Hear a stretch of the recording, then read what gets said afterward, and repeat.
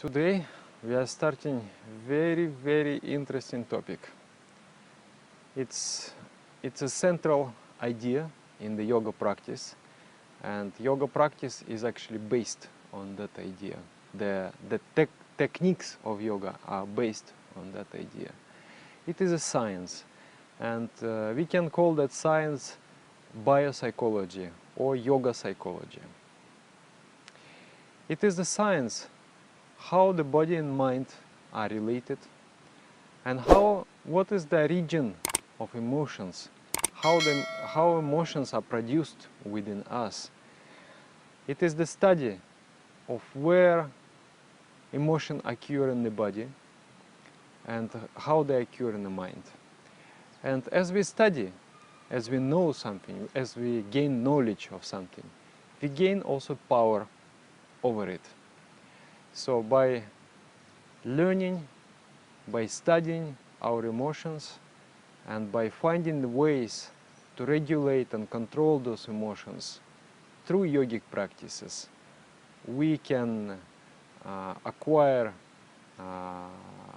command over our own selves. We can acquire the command of the emotions, and we can extremely positively transform our life.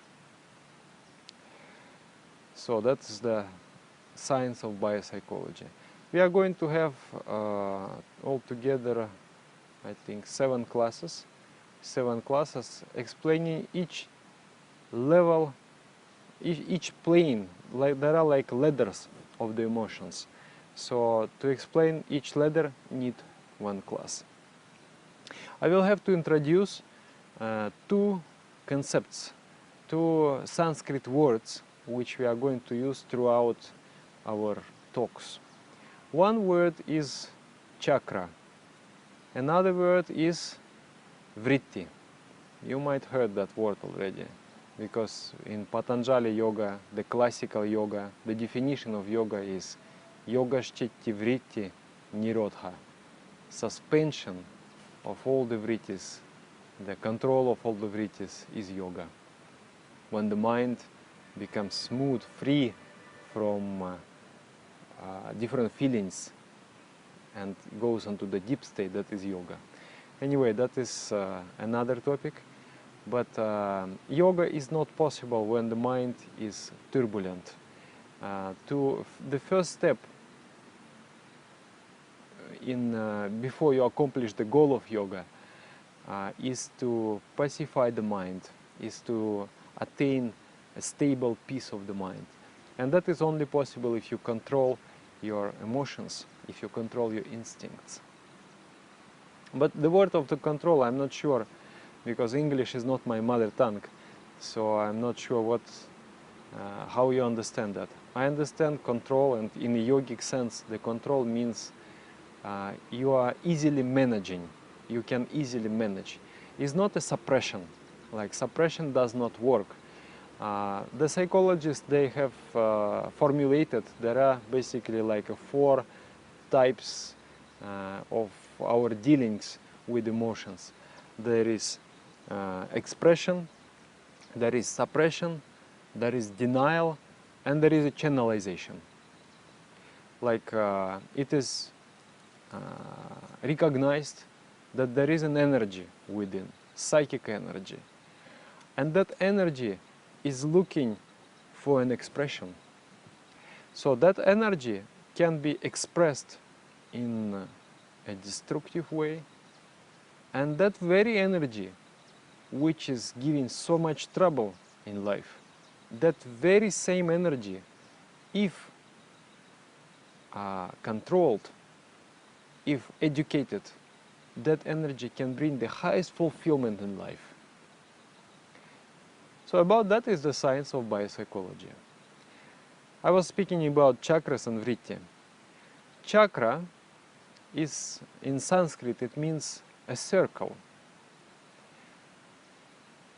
A long time ago, yogis, by observing their own body, they found that some portions of the body, they are more important.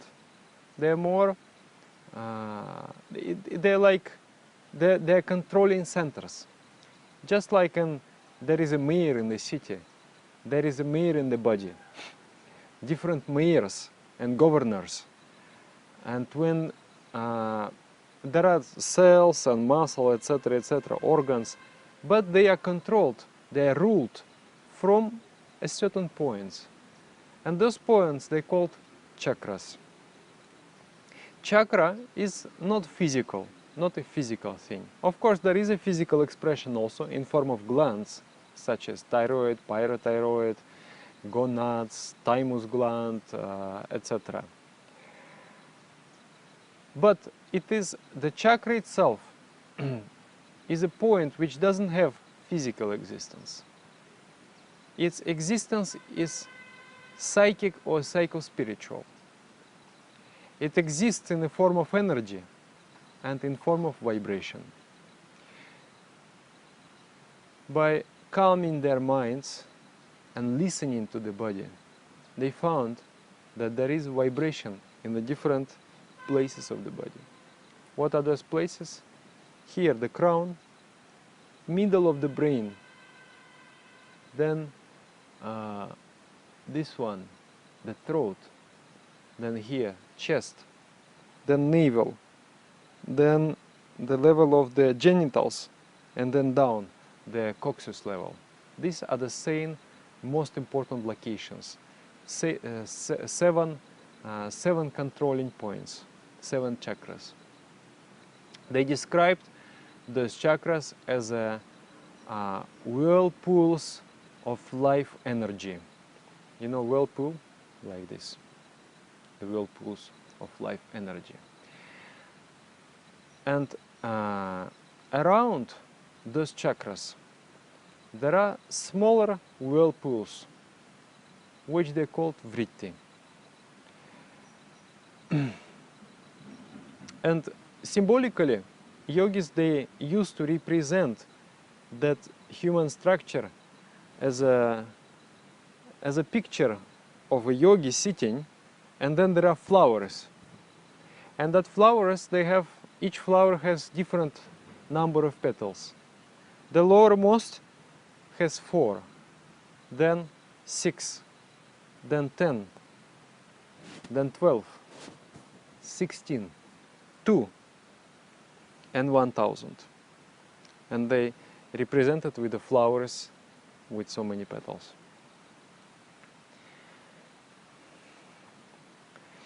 So what are those chakras they do?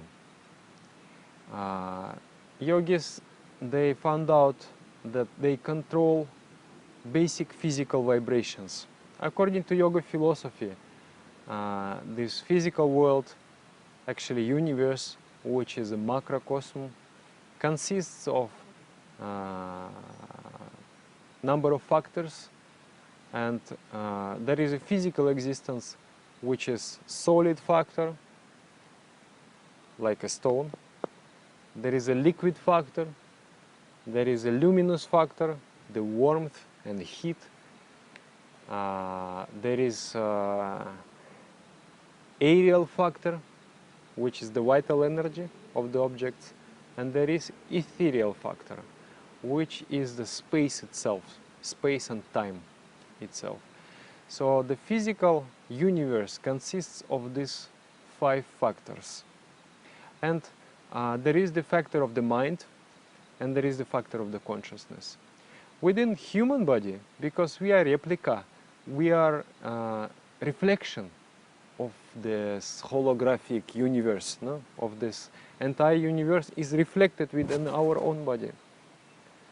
So the lowermost portion controls solid factor. In the body it controls the solid parts, such as bones and nails and teeth, etc. Then there is a liquid factor here at the level of the genitals. It controls the liquids of the body. Then there is a igneous factor, which controls the fire. It controls the fire of the body, controls the warmth of the body and the digestive power.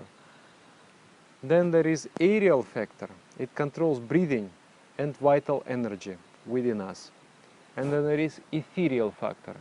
It controls the production of the sound. The sound is the subtlest expression in the physical world. And this portion controls all other glands and all other portions below. And then there is the point of the mind, and then there is a point of pure consciousness. So this is the microcosm, and there is a macrocosm. Also, as I said, every of these chakras, they control, you can actually make now self-inquiry experimentation to understand the idea. When you feel any emotion, where do you feel it? Is there any corresponding sensation within the body? Is there any feeling of flow in the body? For example, when you feel fear, where do you feel it? And when you feel anxiety, where do you feel it? And when you feel love, where do you feel it? When you feel curiosity, desire to know, where do you feel it? My experience is that most of the time people are quite correct. I ask, where do you feel fear? They say here. Where do you feel love? Yes, here. I hope so. And so people are quite correct. Where you feel curiosity, where you feel the desire to know? Here. That is biopsychology. In this way we can study and find out, even by our own experience. And this knowledge that you are getting now is a food for thought. You learn and then you observe. You will find out it is very, very correct, is amazingly correct. And by knowing this expression of the chakras, you really start to deeply understand the psychology of the people. You can really know what I can expect, what I cannot expect. So as I was speaking about Vrittis, Vrittis means distortion within the mind. Vritti means a tendency of the mind, and in common parlance it means it is emotion. Fear is the Vritti, love is Vritti, to do something great and noble is also a Vritti. But all these Vrittis, they belong to different emotional families. And those different emotional families, they are located at different portions of the body. There is a family of 4 brothers and sisters in their coccyx portion. Then there is a family of 6 members in the genitals, 10 members at the navel, 12 members at the heart, 16 here and 2 here. And all those families, they are quite different. They represent a different evolutionary standing positions. It is a different. They are quite different from each other. They are similar to each other. The brothers and sisters within one family, they are very similar. You can see how they are interconnected because they represent the same level of thinking. And then the members of other family, similar between each other, but very much different from the family which is below, family which is above. In our body, we can see the entire evolution of life. For example, the emotions of the Muladhara chakra, of the lowermost center, represent the instincts of the most undeveloped amoeba kind of organism, bacteria, one-cell organism. Just a basic survival mechanism, nothing else. And the innate aspiration towards the evolutionary growth, like a seed form from where the life starts. Then here at this level, we find emotions which characterize the reptiles. If you take a crocodile and study its emotions, you'll find the same like at this point. And all humans, they also have those emotions. So some people who do not control those emotions and themselves are controlled by the emotions, they behave like a crocodiles, they behave like a dinosaurs. I don't remember who, but one author, he has said, remember, when you are dealing with a person, at the same time you are speaking to a horse and to a crocodile. All those creatures, they're staying there, they're living there in our mind. We have passed through a long evolution. And all those previous evolution forms, they're contained within our brain and they're contained with our body structure. All the genes of the subhuman life forms, they're still there. The crocodiles is still there. The horse is still there. And the human being is also there. So this level represents the mindset of warm-blooded animals. Emotions such as attachment, such as anger, such as jealousy, such as desire to have, are there in that center. They're characterizing the warm-blooded animals, and they are there with us also. Here there is a level of human emotions. Desire to be loved, desire to love, desire to look good, desire to care, etc. 12 of such emotions. And here is superhuman emotions, saintly feelings of service, of helping others.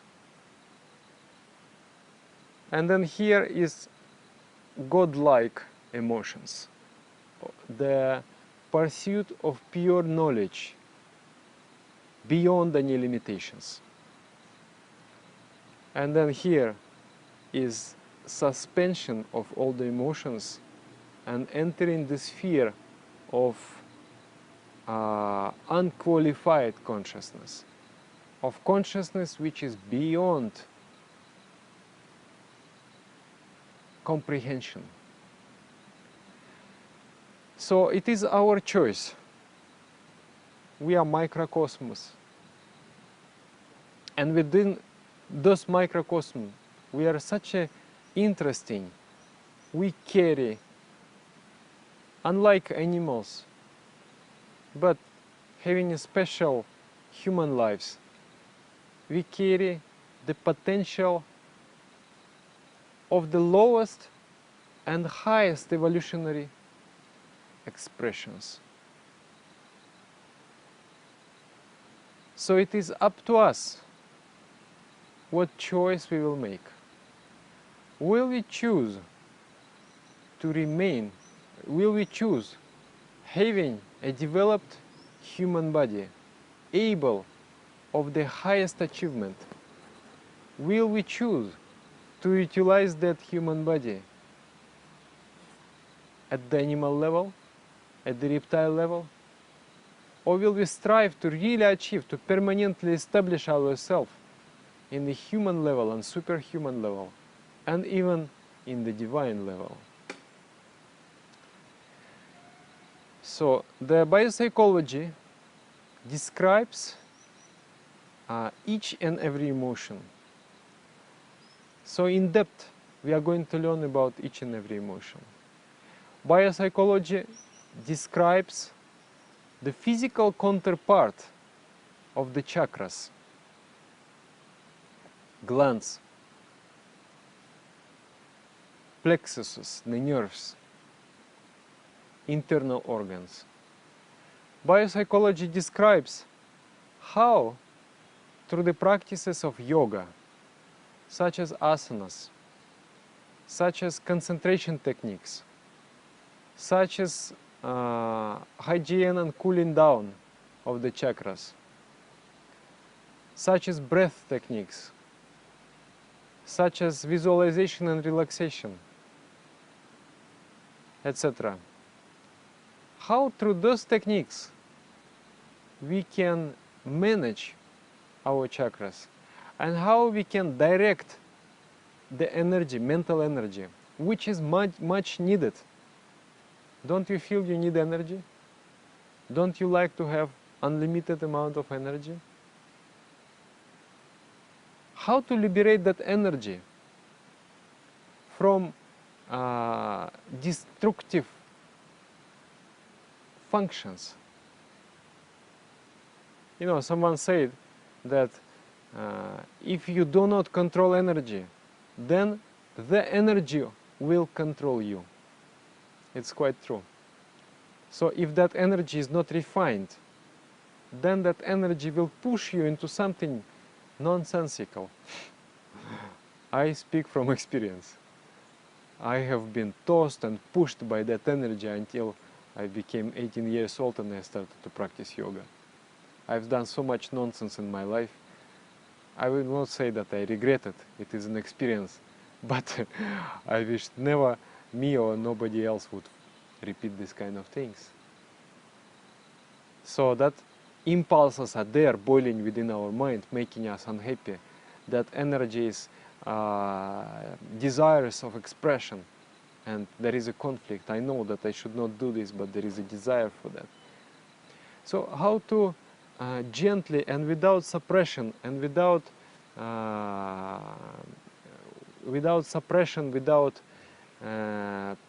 bottling up that energy, without forceful, without violence, how to transform our inner being, that energy liberated and flows upward to the higher expressions, to really establish ourselves at the highest evolutionary ladder possible, is a tremendous task.